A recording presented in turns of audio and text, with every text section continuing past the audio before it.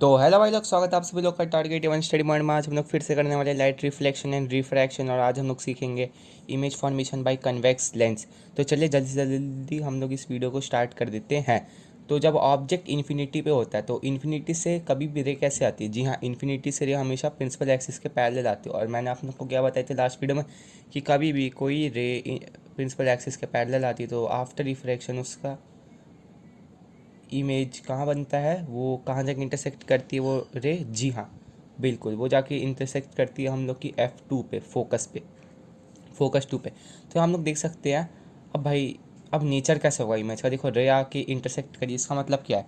इसका मतलब ये है कि इमेज हम लोग का रियल, और देख सकते हो इन्वर्टेड बन रहा है, ठीक है ना, अपसाइड डाउन बनेगा।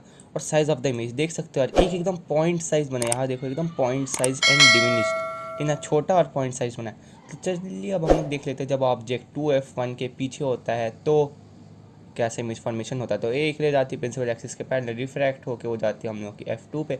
फिर एक रे हम लोग जाती है ऑप्टिकल सेंटर से, और फिर वो जाके जहाँ इंसिडेंट करती है, जहाँ टकराती है, वो पॉइंट से हम लोग ऑब्जेक्ट को फिर प्रिंसिपल एक्सिस से मतलब वहाँ खड़ा करते हैं। उसके बाद चलिए अब हम लोग देख लेते हैं कि साइज़ ऑफ इमेज कैसा है। देख सकते हो यार, इससे तो छोटा ही लग रहा है ये, ठीक है ना। ए डैश बी डैश ये से क्या है? जी हाँ, छोटा है। तो size of the image diminished, position of the image, position देखो यार कहाँ है?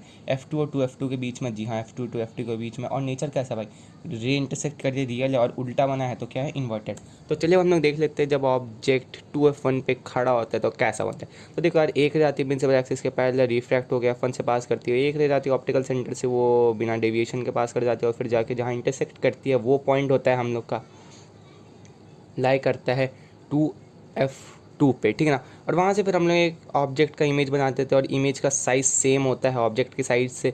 और पोजीशन कहाँ होता है? 2F2 पे। 2F1 पे ऑब्जेक्ट खड़ा होता है तो कैसा कहाँ बनता है इमेज? 2F2 पे, ठीक है ना। आई होप ये भी आप लोगों को क्लियर होगा। तो चलिए अब हम लोग देख लेते हैं, जब ऑब्जेक्ट F1 और 2F1 के बीच में खड़ा होता है तो कैसा बनता है यार? फिर से वही चीज़ बताता हूँ। ऑब्जेक्ट के हेड से दो रे जाएगी, एक रे प्रिंसिपल एक्सिस के पहले रिफ्रैक्ट होकर फोकस से पास करेगी, दूसरी ऑप्टिकल सेंटर से पास होगी बिना किसी डेविएशन को, और जाके वो एक जगह इंटरसेक्ट करेगी, जहाँ इंटरसेक्ट करेगी वहाँ इमेज बनेगा। और इमेज हम लोग का होगा रियल एंड इन्वर्टेड। और यहाँ देखने से पता चल रहा है कि इमेज का साइज ऑब्जेक्ट के साइज से बड़ा है, तो हम लोग क्या लिख देंगे? Size of the image in large. और पोजीशन ऑफ द इमेज, अब पोजीशन ऑफ द इमेज कैसे? देख लो यार, 2F2 का पीछे खड़ा है। अब पीछे को इंग्लिश में क्या करते हैं? Beyond, beyond 2F2। जी हाँ, चलिए अब हम लोग देख लेते हैं, जब ऑब्जेक्ट F1 फोकस पे खड़ा होता है, ठीक है ना। तो जब ऑब्जेक्ट फोकस पे खड़ा होता है इमेज हम लोग की बनती है इन्फिनिटी पर। वो कैसे भाई साहब?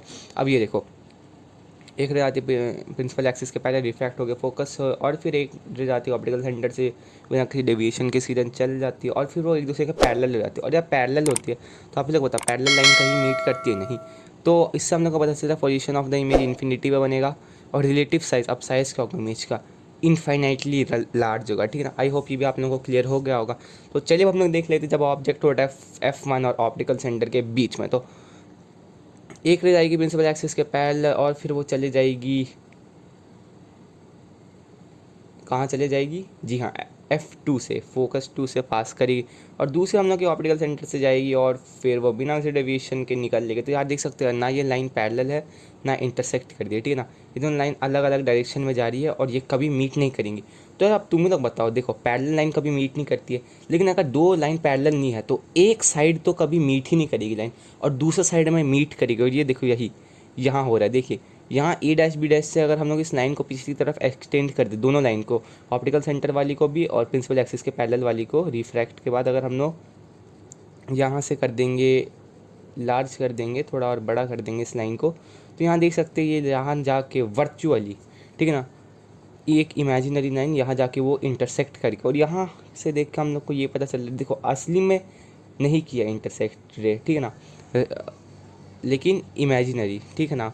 हम लोगों ने ऐसे ही कंसिडर किया कि ये यहाँ जाके मीट करिए, तो यहाँ मीट करने के बाद हम लोग ये कंक्लूड कर सकते हैं कि इमेज कैसा है? वर्चुअल है। आप लोग देख सकते हैं ये स्क्रीन में बन सकती है, देखो रे इंटरसेक्ट नहीं करिए तो नहीं हो सकता है।